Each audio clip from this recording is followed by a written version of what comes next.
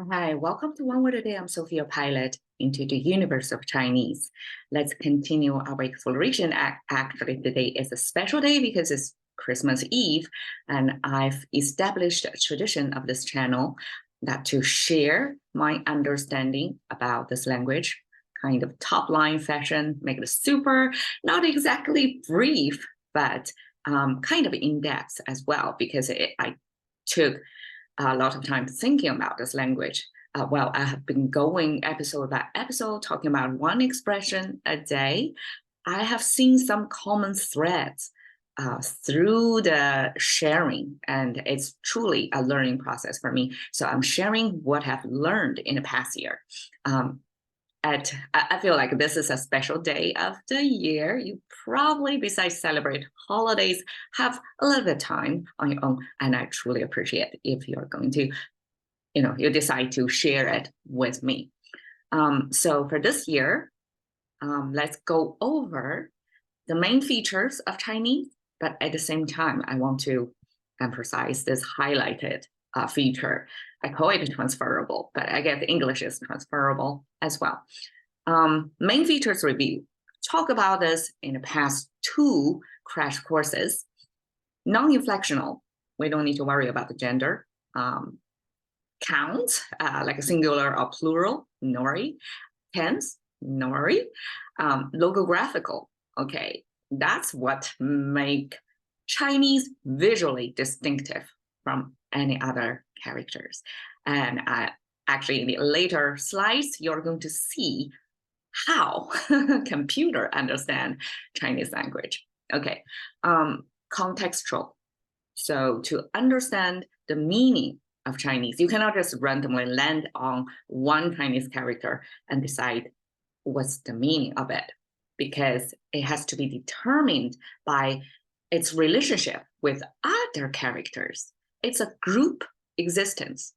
It doesn't stand on its own. Okay, stand on its own, yes, we can, by the possibility of what's most likely meaning of that character. But really, you cannot understand what that's, you cannot decide the meaning of that particular singular character without a context. So Chinese always, it's kind of listener heavy or listener more responsive, responsible.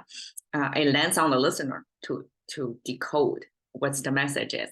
And that's also the fun of the language, because it's not so easy, not so obvious. And everybody, the speaker and the listener, have to use the context, sometimes unsaid context to truly get the meaning across. And out of so many options of the meanings, pick the right one in that context. Okay, last crash course, I mostly focus on contextual to show you. Okay, logical. That's my adding to the language, because the way this language develop is, okay, we start from building blocks. We have very basic, like a physical world representation icons that I can tell you, okay, this is sun, this is tree, things like that. And then there will be combinations of them. So the way the language is combined is from basic elements, visual elements, combined into like a two combo, sometimes up to 4 or 5 different components of visual, individually can be independent icons, and then merge into one big character in one frame. And that's only the first combination. There are different characters then combined to form new concepts. And that's the logical part, because we have a certain rules. By following these rules, even if it's the first time you came across this expression, you won't get totally lost. You will have some clues as to what that is about. For example, computer. Chinese would put, calculating machine together. Even if you've never seen computer in your life, you probably can have a good sense of what that is. So it's kind of give you the definition of what that thing is without defining it. Just capture that in a very brief way. Okay, monosyllabic.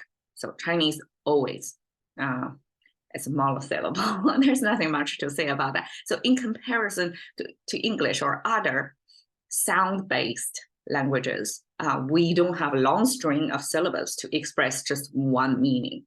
We just one character. And then, yes, there are multiple character combination. In that sense, maybe it's not monosyllabic. If we say computer, it's 3 character. 计算机, and then they have to coexist. And so in that sense, computer. In English is 3 syllables, right? Chinese also 3 syllables. But by cutting down to its basic elements, it's monosyllabic. Each character, self-standing character, is only 1 syllable. And tonal, that's a confusing one, because yes, I can imagine if you're not born into this language, how are you going to memorize all that? And we don't. Okay, so this is kind of a throw off, almost like gender to me in French, for example. I have to always remember which is female, which is male, and the whole grammar have to build around this gender thing. It's really a pain. But similarly, Chinese have 4 different tones. And I can imagine for Western ears, that's a pain to pick up. But 4 tones, ah, ah, ah, ah. And I guess that's a telltale sign for a foreigner in China. So if you don't spend long enough time, the tones is going to be all over the place. And then for Chinese ears, we can tell, even if you may look like Chinese, you don't sound like one, and it's easy to tell. Okay, last one is today's main topic. I call it a transferable. Basically is, okay, Chinese commonly use the characters, a limited number of characters. And the world is changing, new things are showing. For example, we have AI, which is the hot topic of this year, 2023, right? And then Chinese translated as artificial intelligence, we translate it as 人工智能. So all this concept, 人工智能, these characters came from our old vocabulary. We didn't create anything new, but it's the same building blocks that we have been using for thousands of years. And these characters selected by somebody, I call them collectively language creators, that I guess people at the beginning came up with different translations, and then the survivor or the winner of that version of translation of artificial intelligence as 人工智能, popular expression or translation then became our vocabulary. And that is what I view it as transferable. It got its humble beginning, and then it got combined, and then it can suit itself or adapt to new concepts, even if we are now in the 4th wave of technical development. So it's Chinese is a very much a long-lived language, and it's by itself, I would view as quite an achievement for this language. That means this language itself is adaptable, and in the evolution of languages, it still remains the biggest user base. Most people speak and write in Chinese than any other language, and so I would view it, attribute it to this feature of throughout the evolution of this language. It has this amazing ability to transfer the meaning from existing characters, apply it to new situations, and I call it rejuvenation. This language can just become somebody else in the new era. Okay, so I'm using a series of stable diffusion generated images to illustrate for today's concepts. The first one I want to talk about, you see these are the stable diffusion, this generative AI visual 2D generation. Well, actually, Well, it looks like 3D, right? But at least the character still 2D frame painted on the wall. They don't make any sense, but that's computer's way to visualize how Chinese characters may most likely look like without actually knowing what they are, right? And the computer did capture the main features of a kind of a blocky, and it mostly made of horizontal vertical lines with some dots, some strokes sideways. So it has to look, but combined together, it doesn't make any meaning because computer only see the end result of it. Computer didn't participate in the use, far from participation in the evolution of the language. So the computer, I mean, at least for now, couldn't figure out what exactly the meaning of that. And that's what I'm doing here. Try to interpret it, try to go back to history to see at the beginning how the language creators think about this problem, how to represent this concept, make it into this 2D frame, and how over the years it got rejuvenated, applied to new situation. So here are the stats that I shared last year as well. And I noticed in both English and Chinese, I call it a character survival rate, or this particular word. In English, it would be word, and survival rate 2%. So I'm using the individual vocabulary, means on average, educated college grad adult would have this amount of vocabulary in their daily use. So you see in English a lot more. It's about 3 to 4 times of the number of Chinese as someone would own in their own vocabulary. And then I'm comparing it not actually in a current dictionary, because I mean, dictionary, who are going to use the whole dictionary of vocabularies in there? Very few of us, right? I mean, there are language scholars, highly educated people, I guess, but I'm counting this as the living, because they made it into everyday use. They are, every time a word occur in a conversation or through the air, like what I'm talking about, the words I'm using right now, they are alive. Versus those in the dictionary is almost like a museum or the graveyard of all the words in existence. They may or may not be revived into our everyday using. So I'm using this as the survived one, the winners, so to speak, over the historically ever existed. And you can see how big numbers ever existed, because for the same concept, there may be competing, like rivalries of different representations of the same concept. And eventually only the most adopted ones will be the winners, just like any product on the market, right? The most adaptable or the most attractive product wins, and the rest of them buried, gone in history. So both Chinese and English, if you divide this alive, survived vocabulary over ever existed, both of them amazingly converge to 2%. So the survival rate of a vocabulary is really low. It's 2%.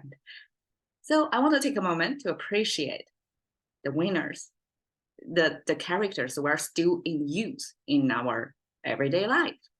Everything that I'm saying right now, like they are the ones that are serving the humanity to communicate, right? So that's the number one thing from the evolution point of view. So only 2% survival rate. Now I'm going to give you 2 different types of examples, or 2 rows of examples. I want to let you appreciate that Chinese as an ancient culture. Ancient, I guess, according to Chinese history textbooks, it's about 5,000 years, give and take.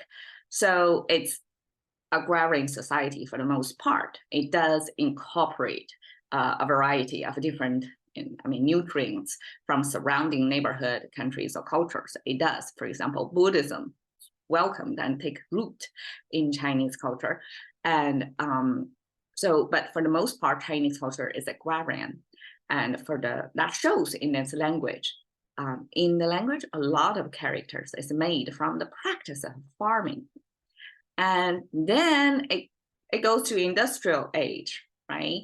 I guess it's started in Britain, I think around the late 1700 years, 17th century, actually. Okay, Industrial Revolution happened, spread across the world. Chinese as an ancient language, rooted as an agrarian culture, respond to that, have to adapt. So that's illustrating the rejuvenation point I'm making. And then now it's digital age. So Chinese again rise up to the challenge to pick up the words, vocabularies from existing gamut of or arsenal, depends how aggressive you want to be, of their vocabularies, and pick out ones that's most transferable to apply to new situation. So here are some examples. The top row, if you take a moment to see the 3 characters I pasted here, you can notice some common shared denominators here, right?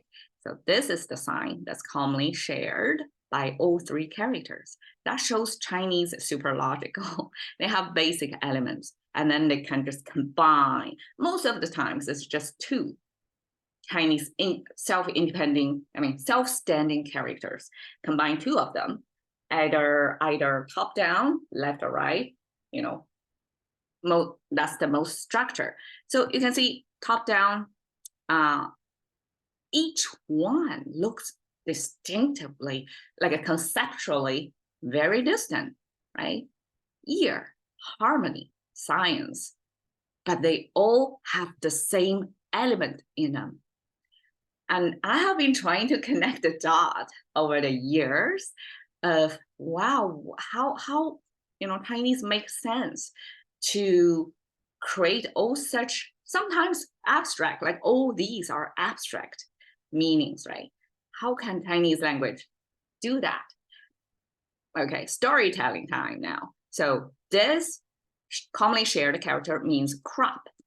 And this one means this crop was carried on the back of a person. And that signifies a completion of a year by harvesting activity.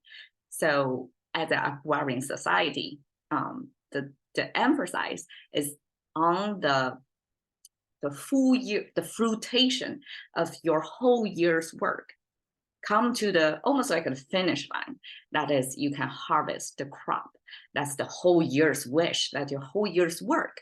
And therefore, it signifies the year end with harvesting.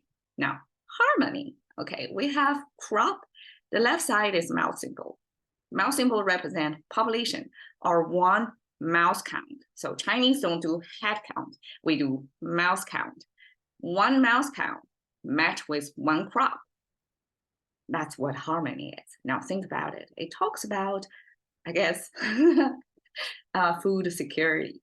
So for one person, you have enough crop to support you. So that's life sustaining.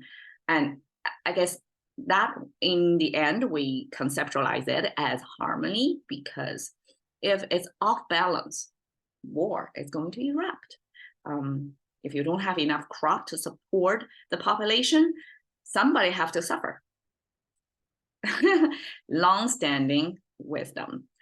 And the last one, science. We have crop again. And now this thing actually is don't you look, this thing looks like, what do you call it? The container that you have the markers of the depth of the container. So basically it's a volume measure. At year end, the crops from a farmer are going to be put into such container with markers of how much is the volume, and then a trade happen, right? So that's the measuring of the crop. And the measuring of the crop is the beginning of science, because science is about quantification, a lot of times it's quantification of things. Without measurement, you don't really have a good grasp of, you cannot run any model. So science is about modeling of reality, right? And modeling starts from measuring. So Chinese character capture that. And that is how Chinese character from an agrarian society, from the practice of measuring their crops, transfer themselves to the contemporary world after Industrial Revolution, after the, I guess, Renaissance age, when science became the main engine of how humans explore and understand the world. Okay, so a second set of example. This is power. Okay, this is a rake or plow. It's a farming tool. Again, this came from agrarian society's practice. And because plowing probably is the most physically challenging farming activity, so it's definitely have to be done by man, have to be done by strong, grown-up man, and therefore it represents muscle power. And that's the initial understanding of what power is muscle power. Then it paired with, it's a bell. So in China, okay, in the West, we see the bell shape like this, right? Chinese, if you go to the museum, shape bell differently. It has kind of like this shape. And it's not a completely circular. It has this kind of like this shape. So that's a depiction of the ancient Chinese bell look with a hook hanging somewhere. So the whole thing, this bell plus muscle power, why it become valor? I have to pitch in some of my imagination because I've never been to a war. I don't want to be one.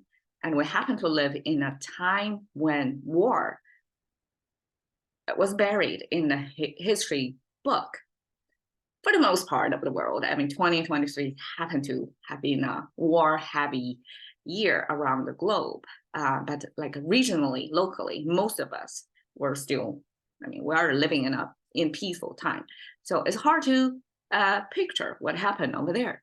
It's about muscle power, but with the courage evoked through the sound of the bell. I guess in the war practice, there is such moment when you have to charge, you have to be really put yourself out there to risk your life, basically. And that is anti-human, like we want to be safe, right? That's our human nature. So you have to counter that human nature to seek safety, to expose yourself to risk. And this is not easily accomplishable. So adding this bell as a stimuli or as a signal to the soldiers on the ground to charge, to throw themselves out there, to charge at the enemy. And that is valor. So I appreciate when learning came across expressions like this. I appreciate more of the peaceful time we're living in so that we only experience that horror of war through language like this. Okay, the last one is efforts. I translated efforts, but it's really versatile. You see the muscle power symbol, and then this is Chinese engineering symbol. Can you imagine that? This is craftsman's tool, and actually it's probably more likely civil engineer or architect tool, whoever is a builder of housing, because this gives you perpendicular shapes or angles more accurately. So when you are making a building, to make sure it's perpendicular to the ground so it doesn't topple, right? So the standing straight thing, you cannot really eyeball it. So that's the tool to make sure you have this 90-degree angle. And that's the, you know, it's the one of the most simple Chinese characters, just two horizontal lines connected with a vertical line, and make sure you don't poke through any of the boundaries on the top and the bottom. And that itself is depicting of this essential tool for ancient house builders, I guess, and I guess house building probably was considered one of the most technologically challenging engineering project in the ancient society, and therefore that tool become the icon or the symbol for engineering, for craftsmanship. Ancient times, craftsmanship and engineering, they don't separate. So this craftsmanship plus or powered by muscle power, then together is efforts. It means you have the skill, you also have the energy to do it. It's all logical, right? Okay, now I'm separating 3 more sections for you. I'm talking about the good, the bad, and the lively of the language, just to showcase how Chinese kind of evoke something in their ancient characters, transfer them to our contemporary time to keep these ancient characters alive. Okay, this is another AI-generated Chinese character. It kind of looks like this, right? It almost looks like this, except it's not. All the strokes here, if you take it out, yes, it's a legit Chinese stroke. But if you piece them together, computer doesn't know what it's doing. Anyways, this is the real, time-honored, tried and true survivor of this character that in Chinese signifies morals. Now things get abstract because how are we going to describe moral, such an abstract concept, with this 2D frame? Chinese do it symbolically, of course. That's how we generate meaning for the most part. We do use symbols. The top is a sheep. The bottom is the concept of me or I. So I sheep.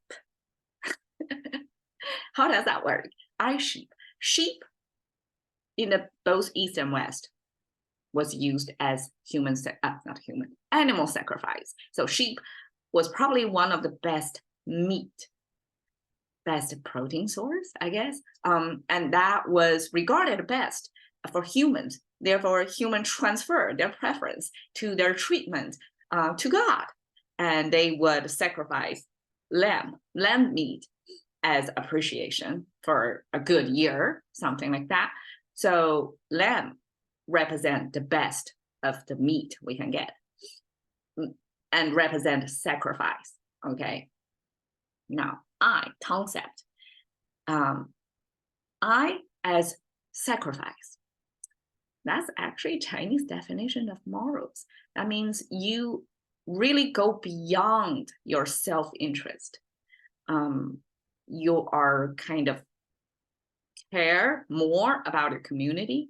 Therefore, to a degree, it doesn't mean you have to give up your life or anything, but you have this concept of being offering yourself for the sake of your community, not just because sacrifice is definitely for the whole tribe or for whole clan, right? Survival of the whole community, to almost like a appreciation to God or in exchange with God as their, human versus nature dialogue. So this me or I as this sacrifice gives you that kind of transcendent power to go beyond your self-interest, to go do something larger than your own life. And that is Chinese concept of morals. Okay, just take a moment to appreciate that. Now, listen. Gosh, there are many, many YouTubers talking about how to listen, right? It's a contemporary living, everyday essential skill to listen. And the Chinese character already capture what it means to listen. From their perspective, thousands of years ago, they already figured out what's the essential functions you carry in your brain when you listen. Well, first, you have to have the ear. This is Chinese abstraction of the ear symbol, side view, shape of the ear. And then this is presence. That means you're here and right now. You don't go anywhere. Your presence. And then the top means, okay, 10 eyeballs observing the ground truth. So this is the ground truth. That means you're honest, you're being honest. You done your fact checking. So this is Chinese fact verifying ground truth. So this becomes truth and being honest and straight. Okay, and the bottom is heart. You have to have this feeling, this unique human feature in it. So communication or listening is about putting your ear out there, be present, listen with your heart, with what you see. Here is eye and ear both existing. Find out the ground truth. That's the meaning of listen. I feel like whoever created this icon put so many components together back then really knows what it takes to listen. Okay, calculate. In the beginning, I gave you the computer translation, 计算机. This is 算. Okay, this means calculate. So how does Chinese express calculate? It's a pretty abstract activity for humans to take, right? Not so when language creators use a concrete example of what it takes to calculate. So the application, the use case of calculation is 2 hands preparing food. So this is a cooker in the middle, and 2 hands preparing, cooking. And finally, I realized, okay, for us contemporary living, cooking is not really a big challenge. You just take the time to learn to put a recipe together. If you have leftover, put it in the fridge. Nothing much to it. But in ancient times, they don't have fridge. And when they cook, they have to make a pretty good calculation of how much food and how many mouths to feed in your household.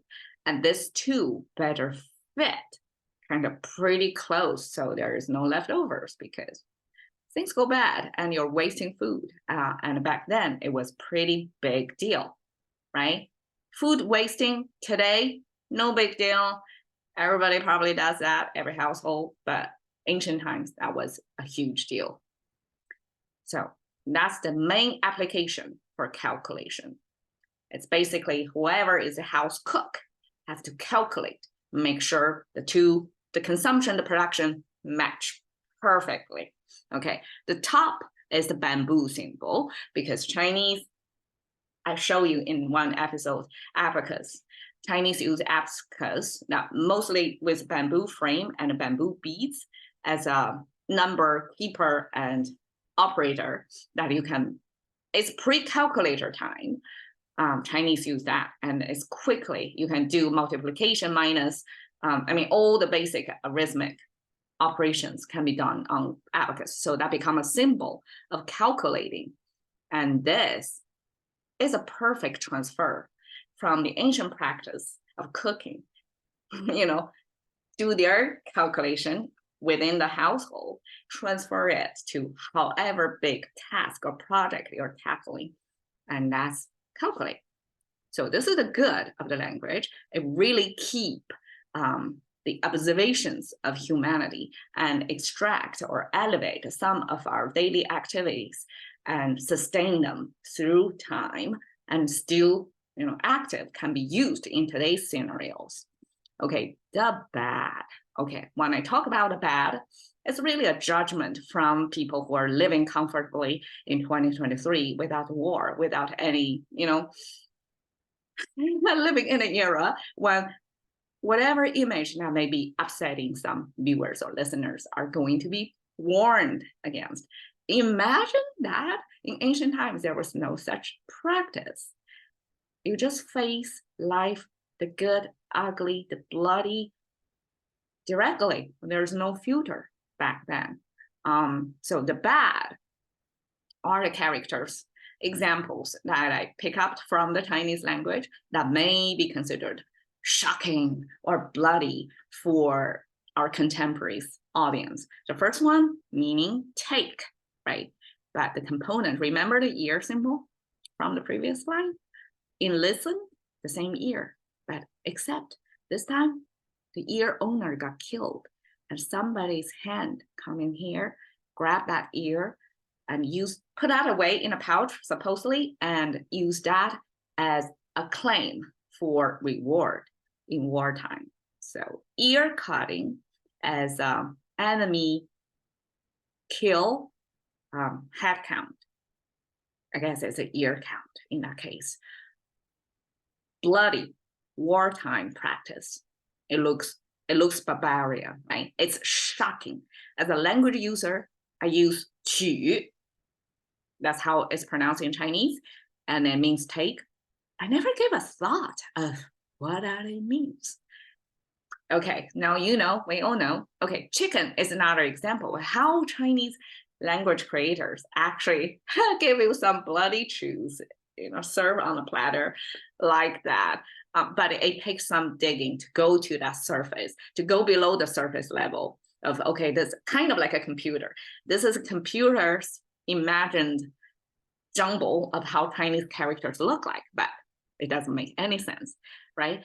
As a contemporary Chinese user, if I don't do these programs, I wouldn't go deeper to at least 1 or 2 layers deeper to figure out what exactly that means.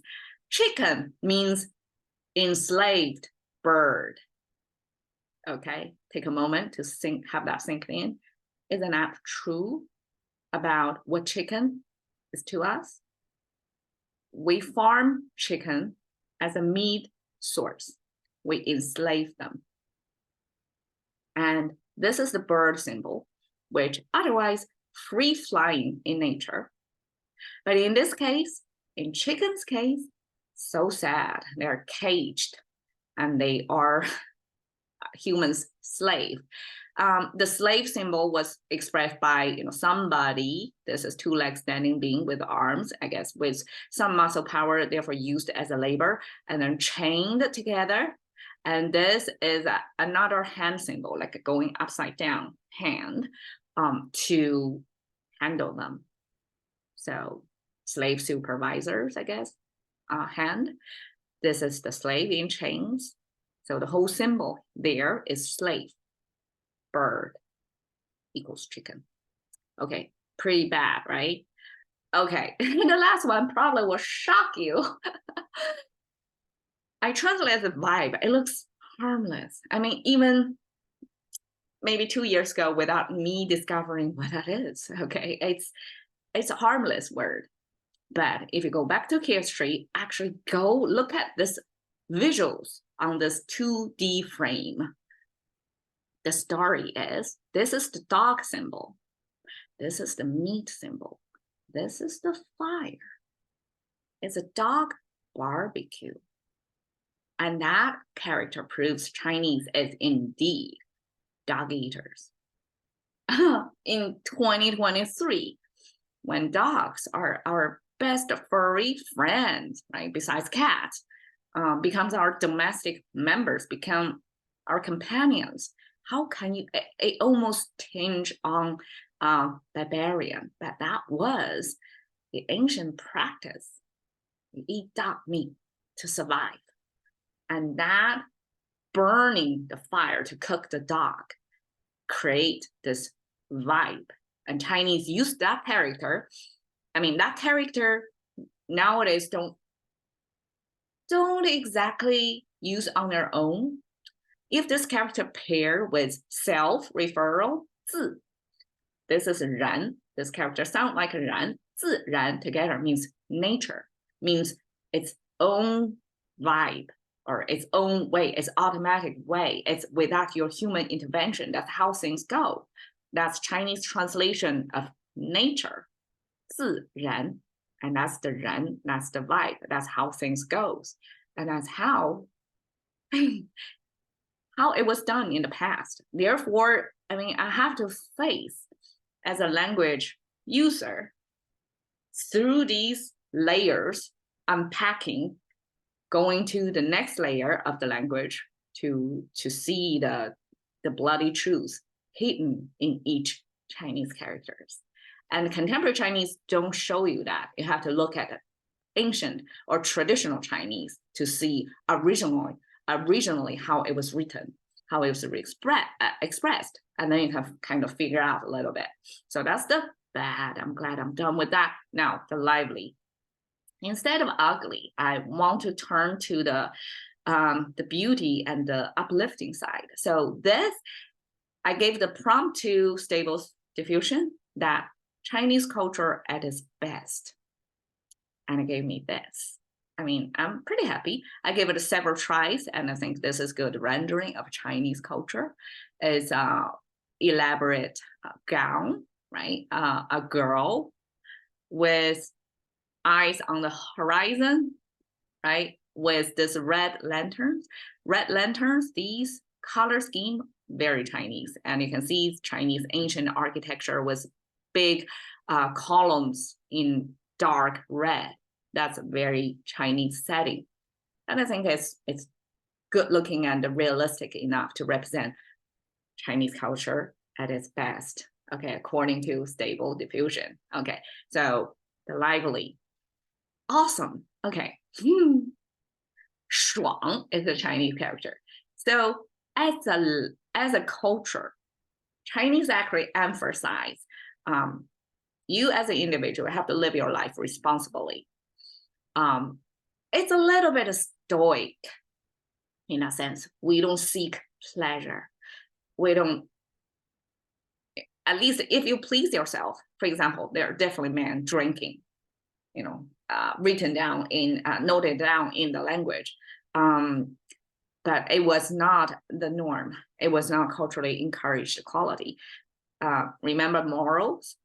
It emphasizes your self-sacrifice. That's the culturally encouraged quality. Now, awesome is individually feeling either pleased, enjoyable, or empowered. It's a self-inflating or self-pleasing act. It's not culturally encouraged. So when 爽, this character was reoccurring in Chinese everyday language use, like Chinese as a pleasure avert culture for the most part. Which character from the language was picked up to express awesome? This sense of, you can say consumerism represented over there. Like you are totally pleased by whatever you eat or drink or whatever fun you have. 爽 is basically have fun. Okay, it shows a human figure, 2 legs, arms, stick figure, easy, right? Even across culture, we can see that. Now, these crosses, they were said to be torches. Torch. Okay, ancient times, no flashlight, no street light. It was dark. So if you want to have party somewhere, somebody have light source. And ancient times, caveman age even, and that came in the form of torches. So somebody holding at least four torches under arm walking in. And that means the party is going to start. That's caveman age's depiction of the moment the party began. How is that? Okay, that means awesome. 爽. Okay, 荣 flourish as the tree symbol. It has this city fortress symbol, and then 2 fire symbols. You see, it's reoccurring. So that depicts a city lined with trees with big canopy. So this is the type of tree that was used commonly to be planted within a fortress or city because their quality of huge canopies provide large amount of shade on the streets. So there are the street liners type of big canopy trees. And the fire symbol means when it's flowering, the flowers look like fireballs on the tree. Well, I'm probably merging different interpretations by language scholars. And I think that's a pretty visual representation of what a lively or flourishing tree looks like. Huge canopies, big, fire-like flowers on them. That's probably what a plant can be at their best, flowering, right? Flourishing, huge canopy. That's life is good for them. So that's Chinese character representation of flourish. Now, wealth. This is related to our contemporary living so much, right? And as Chinese, one of the ways to wish each other Happy New Year is 恭喜发财, and this is the 财. This means wealth. I wish you huge fortune. You make a fortune in a new year. And this fortune defined by, this is the currency sign, which is seashell. Seashell used to be used as currency symbol. Seashell plus potential. Potential expressed by this plant thing, something growing under the ground. So this is a ground level, something growing under the ground. And the second line is the indicator pointing toward the root part. That means even if on the top above the ground, it only shows it like tiny little tip above the ground. But here is the potential. It has its long root. That means this plant is going to grow long, because I guess the height of the plant was determined by the depth of the root. So Chinese express that to mean look at the root. Don't look at what is now a visible part of the plant now. This tells the future of the plant. So that shows potential of the plant. Potential currency means unspent money. Wealth in Chinese means unspent money. Okay, so for those wealth management, companies or managers, isn't that true? You cannot manage wealth if it's already spent. It's something you saved. So Chinese as a culture, the whole East Asia culture, have this value in potential to spend. So you build up your wealth by saving. Okay, that's Chinese lively part. I guess we can all learn and experience the fun part of this language. And that comes to the end of this year's crash course. I hope you have something take away from it. I think that this language, even if it's ancient, it has such amazing rejuvenation quality that it can make itself new again and again. Now, it's already through agrarian society, industrialization, and now digital age. It's still up and alive. And I hope through coming with me in this journey, exploring Chinese language, you can at least also get sensitive to language, because that's our currency of thinking, and that's how we operate, right? We think through these languages, and we have to be careful what those languages are that we're thinking. All right, catching to the currency of thinking by one word a day with Sophie. See you another day.